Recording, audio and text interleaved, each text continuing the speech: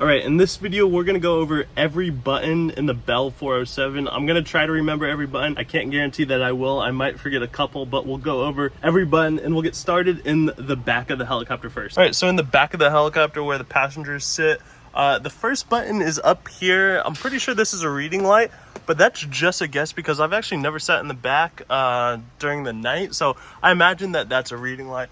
There is the cabin call button, so when we're flying, the passengers cannot talk to the pilots and the pilots can't talk to the passengers unless they want to. You press the cabin call button and then the pilots can turn on the intercom and obviously talk.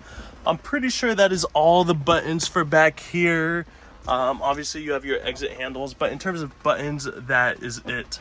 All right, so we are hooked up to the GPU right now, the ground power unit, so that when I turn the helicopter on, we don't drain the battery. But when I do that, it is going to beep at me super loudly. So how we're gonna avoid that is I'm just gonna jump in and I'm just gonna press this horn mute button. It's gonna be loud, but we'll just go for it. All right, here we go. 1, 2. All right, so here we are in the helicopter and we'll get started. We're gonna work our way actually from the left side of the aircraft to the right side of the aircraft. On the left-hand side, if we come down here, there's no buttons down here per se. The only button that's down here is the transmit button. And that is like a push to talk right here. So you can be in the left seat without a side click. If your headset's plugged in, you can step on this and you can actually transmit and it'll talk on the frequency. There's no further buttons in this area. As we come up, we'll start at the top. Over here is like an SOS system that we don't use anymore, but basically just like an SOS tracking system. Up here, we have our caution and warning light test button. So this will illuminate the caution and warning panel. Check that, make sure all the lights are working. We've got our filter IBF, the filter bypass for the inlet barrier filter system. Coming down, here are our gauges. And here is the FADEC overspeed test button. So that's on the first shutdown of the day. The horn test button, the fuel quantity. So right now we've got 349 pounds of fuel. I can press that and that'll tell me the quantity in the forward tank. So our forward fuel tank has 145-ish pounds of fuel. Working our way across, we've got our altimeter, Colesman knob dial. LCD test, this is gonna check all the gauges. So when I press that, you're gonna see all the gauges light up. And we can check that all of our different increments work and that they're all coming to life. One more time. Instrument check. If there was ever an over limit, so an over torque or an over temp for some reason, we can press this and we're going to see an exceedance on one of these gauges, but there's none on this one. Horn mute, you guys saw me press that. That mutes the horn system.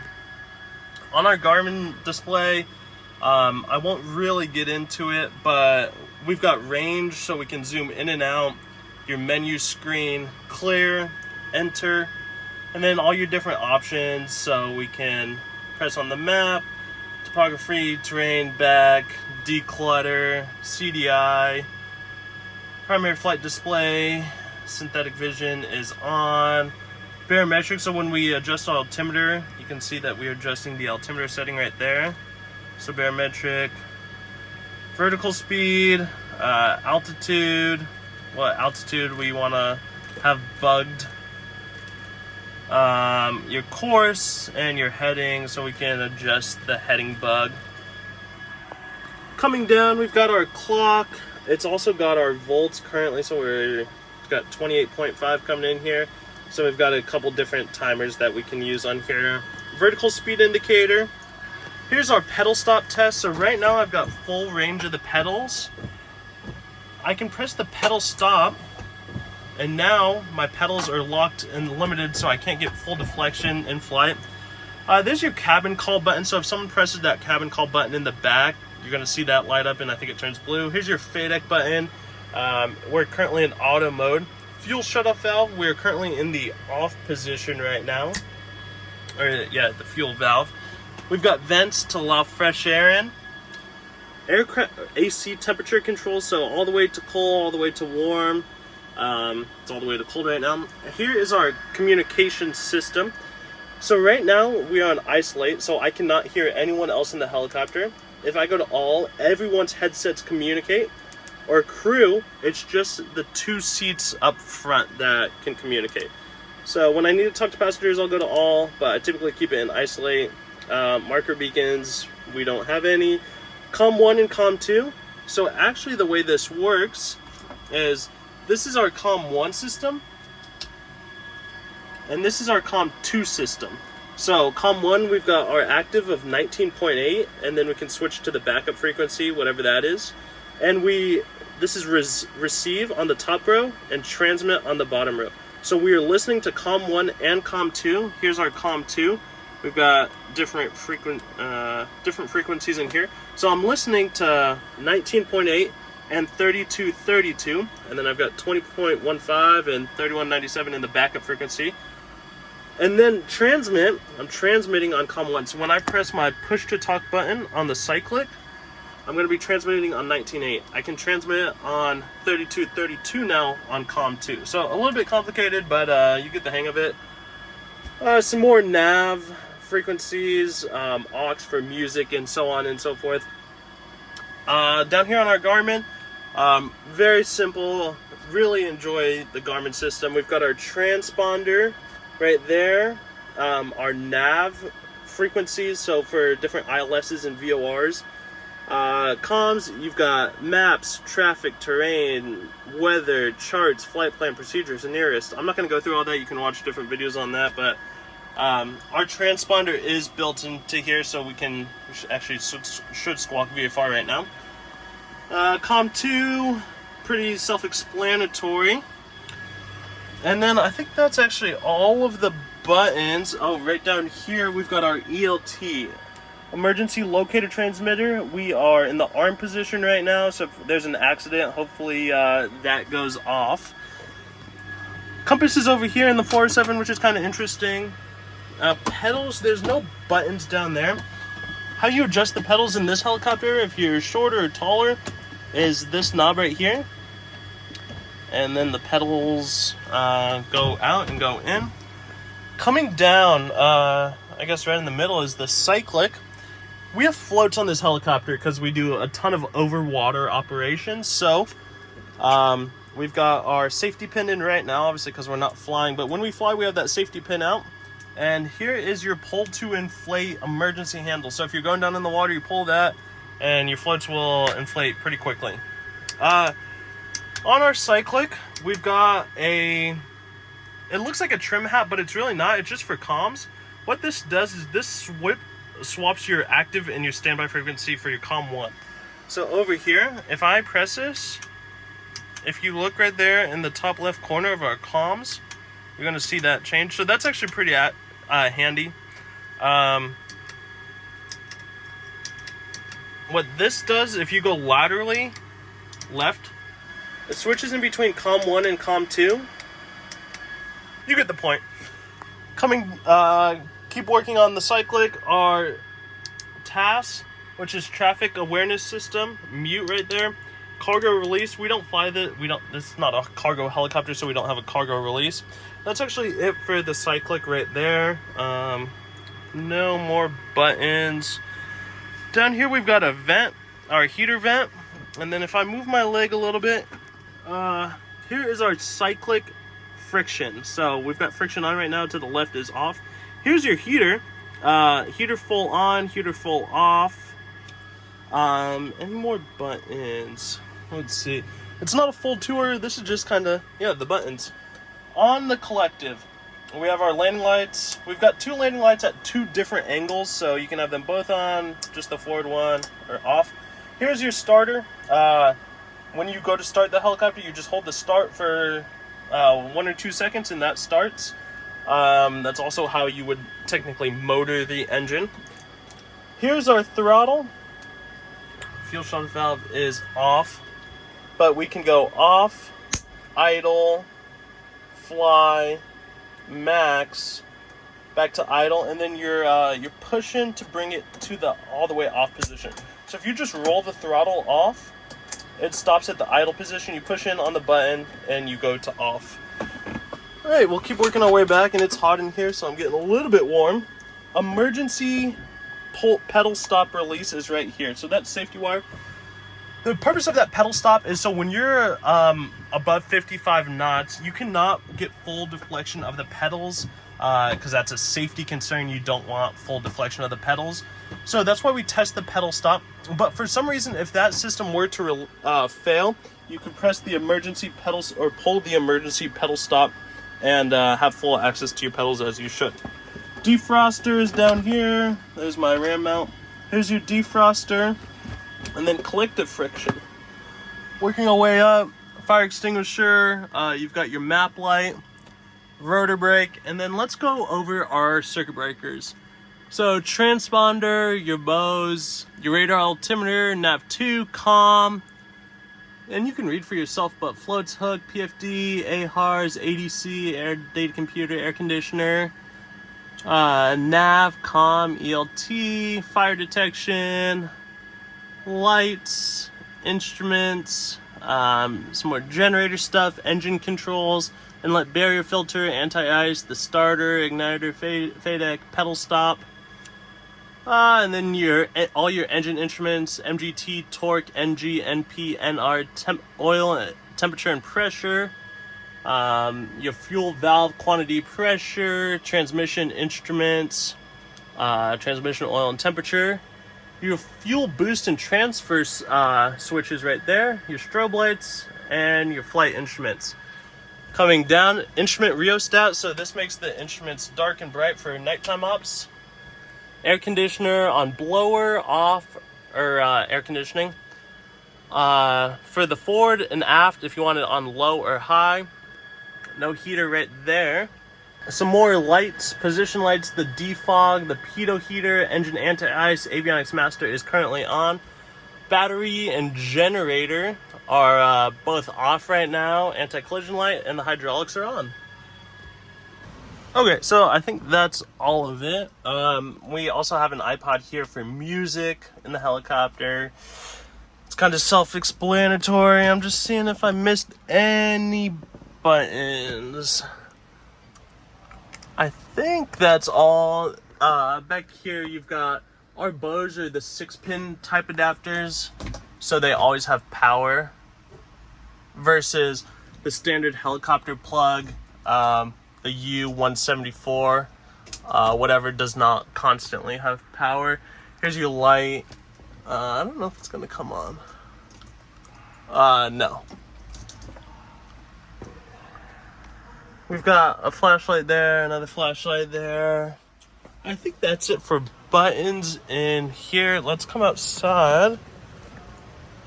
And I turned the GPU off, so that is off. If we come to the outside of the helicopter, oh yes, we do have a couple more buttons. Fuel test buttons right here.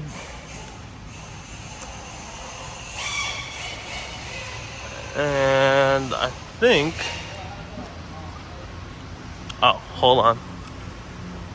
This is my boy Mo. He wants to be in the video. What's Yo, Mare, how you doing, boy? I'm alright, man. You good? Just working. You working? Yes, sir. Hey, man, we're proud of you. Thank you, man. All right, I think that is all of... Yep, that is all of the buttons. All right, so I just wanted to give you guys a little bit more context. The helicopter that we just saw is like standard Bell 407. This is a Bell 407 GXI. I wanted to show you that one just because that's kind of like what a standard Bell 407 looks like. The GXI, let me show you. This is a 2019 version. It's the same helicopter, same engine, but a little bit different. So if I turn the battery on, first off, no horn, that's pretty nice. We have two G1000 displays. And I cannot go through every button. There's far too many buttons to see. But I'll show you how I typically have mine set up. Is on the left-hand screen, I've got all my engine parameters. So typically torque is the first limit, MGT, NG, and then your NR, which is your rotor speed. And then we've got, let me see if I can get this to focus a little bit. Engine, pressure and temperature. Let me mute this warning and caution light. Engine and temperature or engine pressure and temperature, transmission pressure and temperature, generator amps and volts, total fuel quantity, fuel pressure, and your fuel flow per hour. Total time on the helicopter, and then all of your alerts are over here. So this screen, like I said, I'm not going to go through everything, but this screen is, the G1000s are very powerful. So we can change the map. So I'm on the furthest setting map, navigation map, your IFR and VFR charts, your traffic map, your weather map, and your terrain map. Waypoints, you can set up airport information, which is really nice. You can see where you're at on the airport, NDB, VOR, a bunch of other stuff.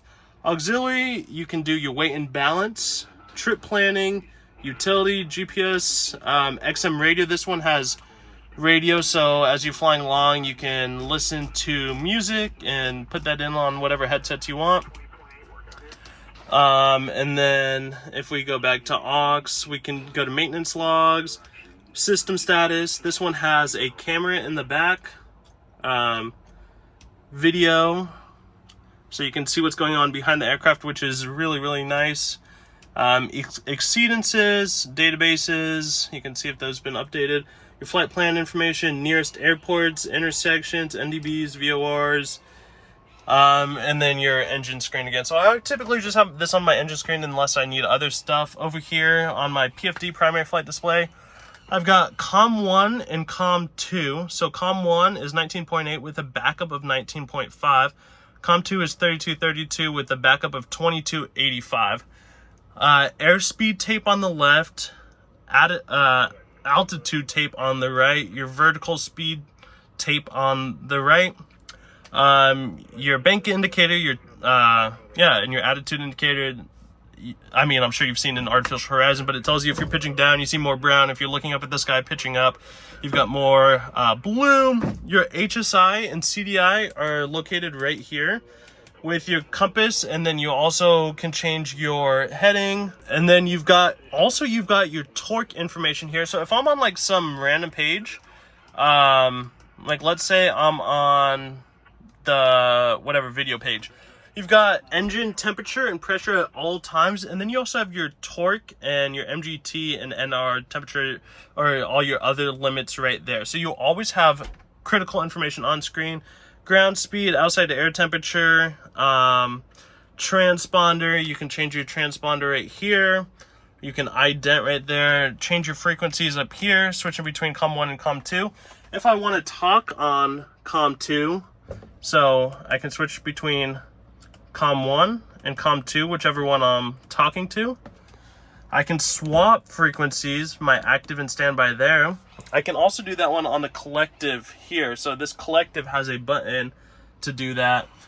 Master warning and caution, horn mute, inlet barrier filter light, cabin call light, an analog airspeed indicator, analog altimeter, your ELT light, air vents. Let's see if there's anything else here.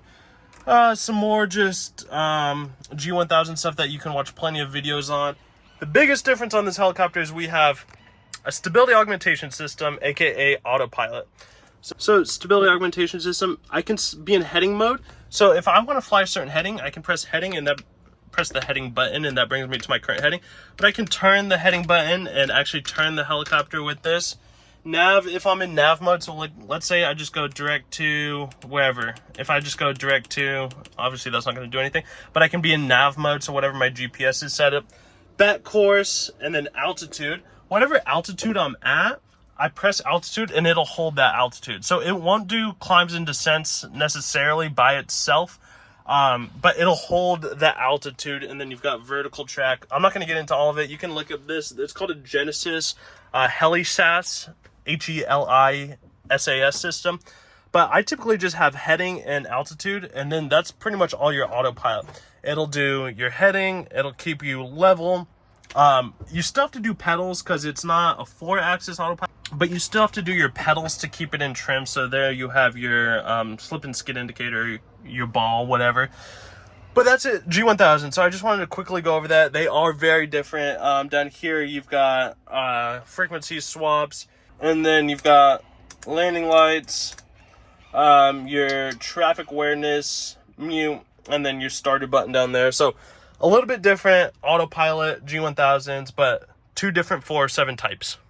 All right, so a little tour and all of the buttons that I remember. If you happen to know any more buttons that I missed, let me know down in the comments below. If you have any questions about the systems, I can try to answer them as best in the comments down below. If you like the video, smash the like button, subscribe for all kinds of helicopter content, and I will see you guys on the next one. Take care.